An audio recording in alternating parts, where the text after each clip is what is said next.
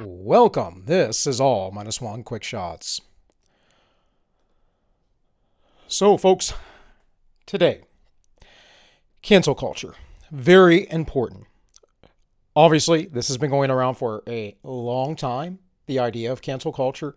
Cancel culture happening often to folks who are on the right, of course, but more often and not spoke of, the left, as they basically flog themselves and throw themselves to the mercy of the mob, which, by the way, you should never do because a mob is full of bloodlust.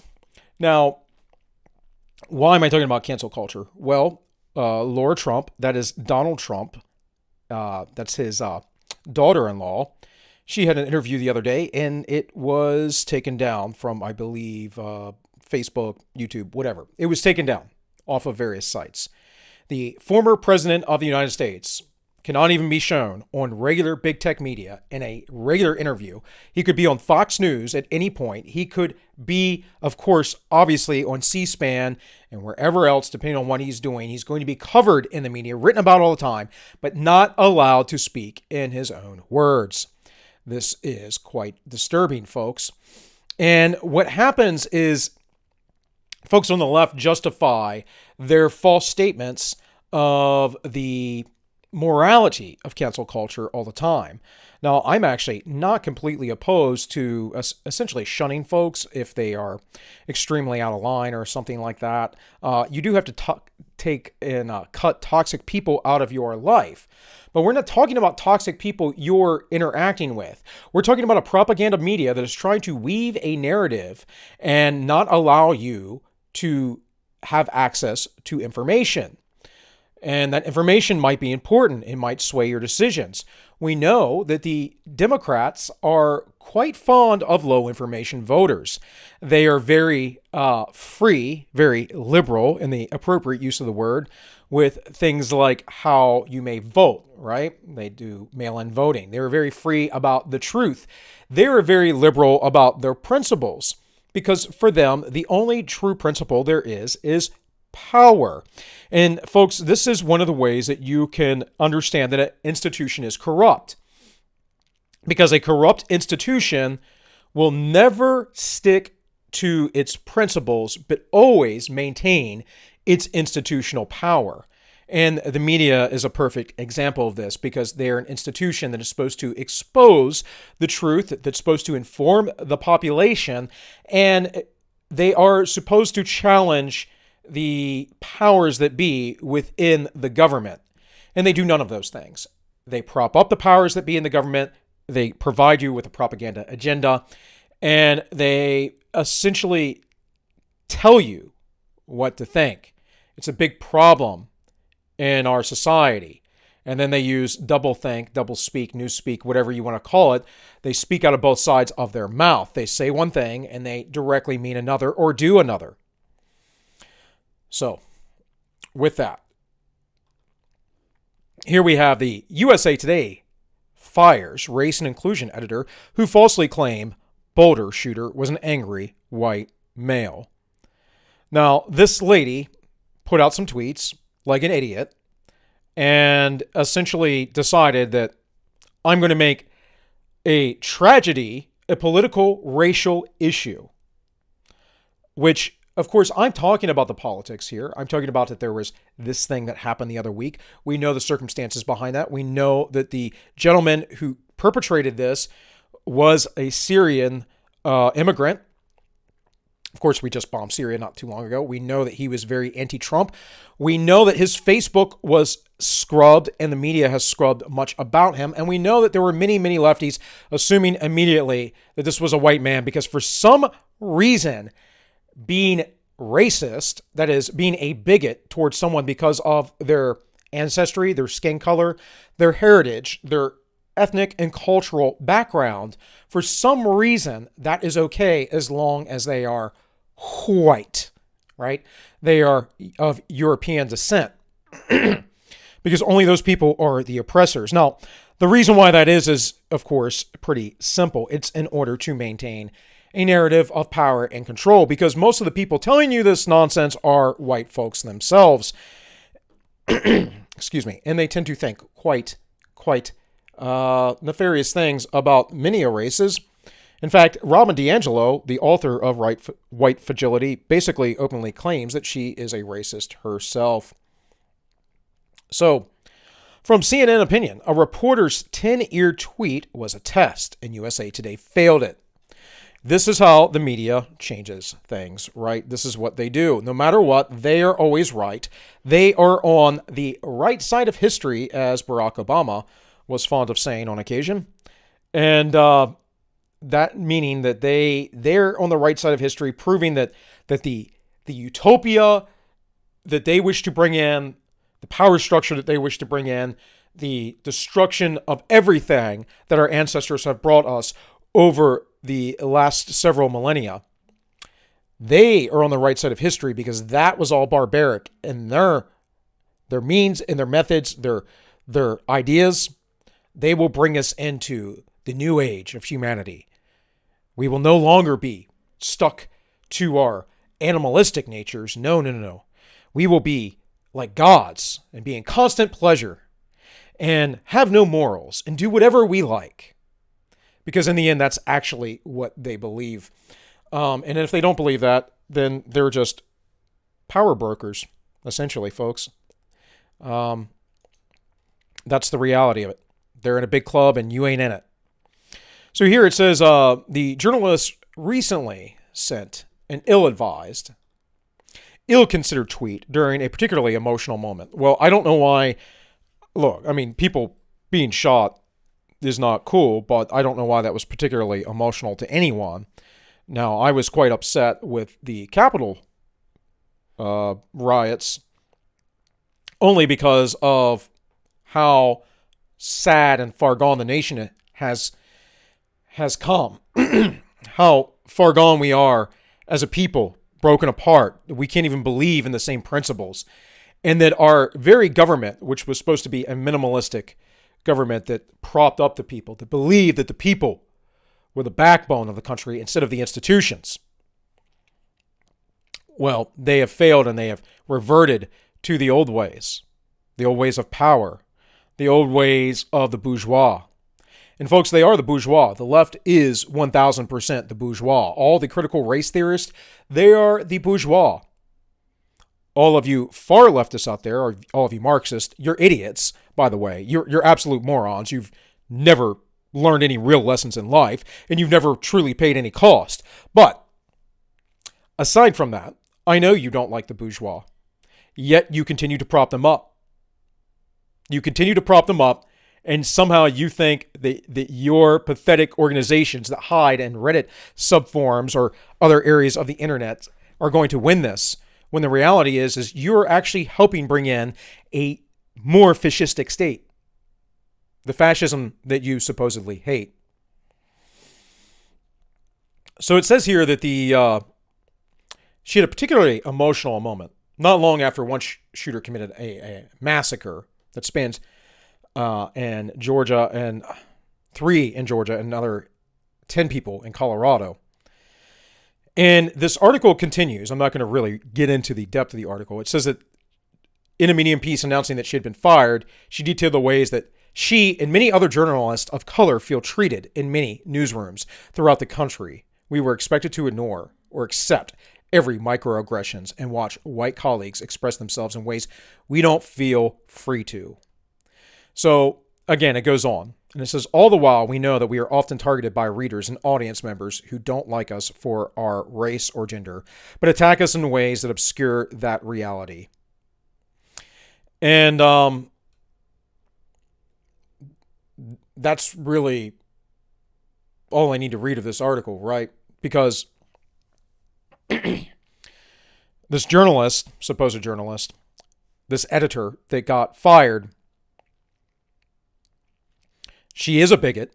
Could care less about her ethnicity. I don't know what her ethnicity is. She seems to be a woman, but, who knows today?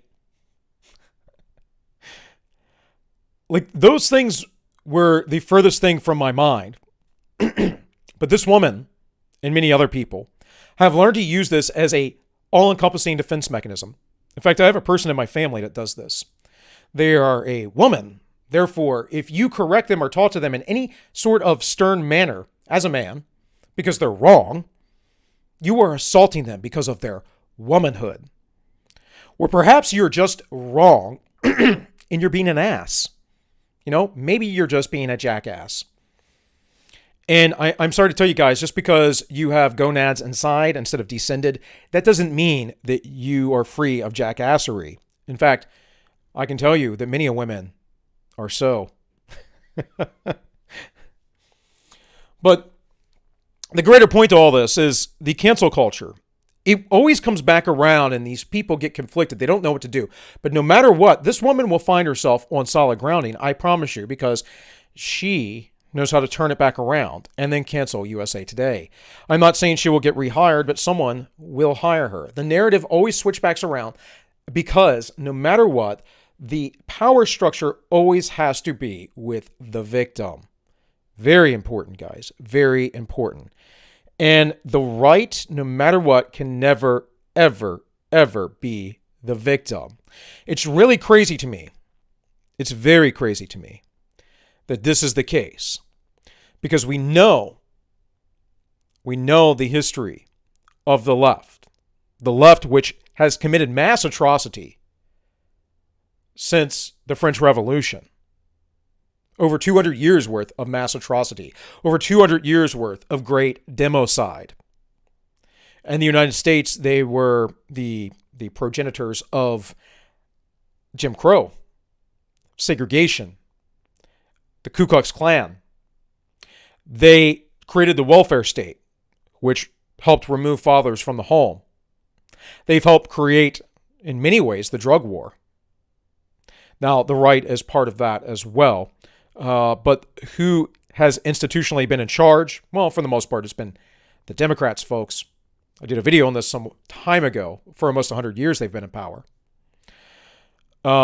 They have faded out of some power, but it doesn't matter because for that period of time, after Reconstruction, when the Democrats started gaining power again under the Progressive era and finally under FDR, they solidified their authority and power in all of the institutions.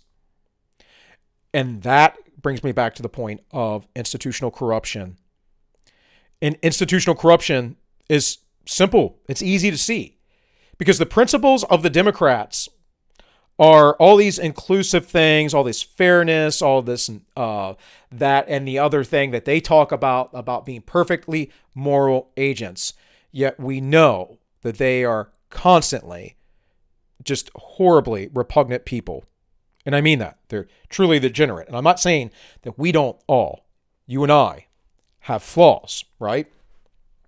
These folks revel in their degeneracy, and you know exactly what I'm talking about. Makes me think of Ricky Gervais when he talked to Hollywood, right, at the Emmys or Golden Globes or whatever in the world it was the other year. I think it was the Emmys, right? And he just made fun of them, went after Epstein and and Weinstein and a bunch of other folks. Guys,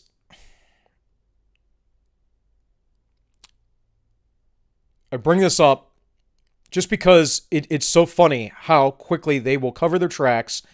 They will cancel the former president. They will do everything in their power. And you need to start to understand that they control the narrative within the media. And you need, when you talk with folks, to try and bring them to this realization. And for the most part, you're just going to have to let them come to it themselves. And it's an unfortunate and painful thing to watch, especially if you have a relationship or care about somebody. But the reality is that even if the left cancels themselves, which I actually appreciate because I want them to be held to their own standards, their own principles, even if that happens, they will cover for themselves, recreate the narrative, cancel the real news about it, right? Just like the speeches that Trump gave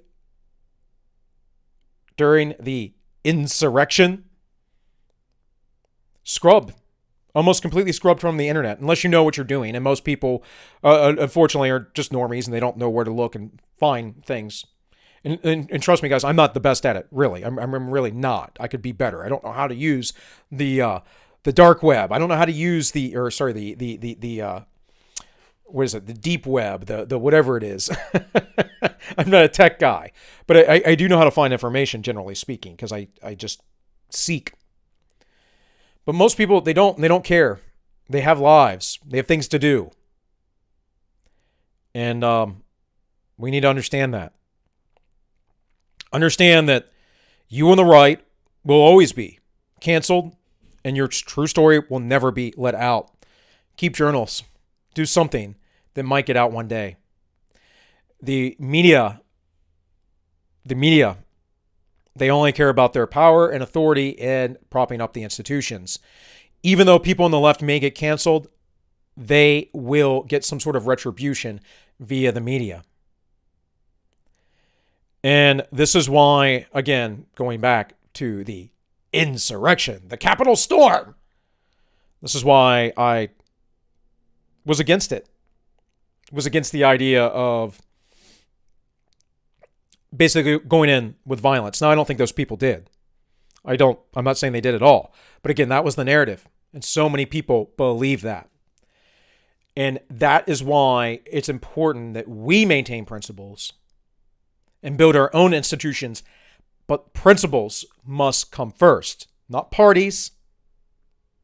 Not petty tribalism. Not basically just saying, well, everyone who is basically against me must be an enemy, right? Not picking battles with people that is unnecessary. We have to go about things much more intelligently because we don't have any power. We don't have any control. We have what we have, and that is a remnant. We're able to communicate very little. And if we get canceled, often we're just wiped off the map. Again, look at our billionaire former president and his inability to communicate. Meanwhile, this woman who is an obvious bigot, who talked about something that wasn't true, who did it for political points, got canceled, but immediately, in the mainstream normie legacy media, was protected. Learn this lesson, folks. Understand it. Understand where you are at in choosing your battles. Count the cost. Hopefully, it will help you make more strategic decisions in the end. Guys, that's about all I have. Come watch the live show later on, because today is a Wednesday. That is the Ends Justify the Memes, a separate channel. Ends Justify the Memes, 7 p.m. every Wednesday. We have Kit Cope on tonight. Hopefully it will happen, as that stream has been cursed just about every other time. In any case, y'all, I will see you either there or tomorrow or whenever you get around to watching. And with all that said, this has been All Minus One Quick Shots, and I wish you all well.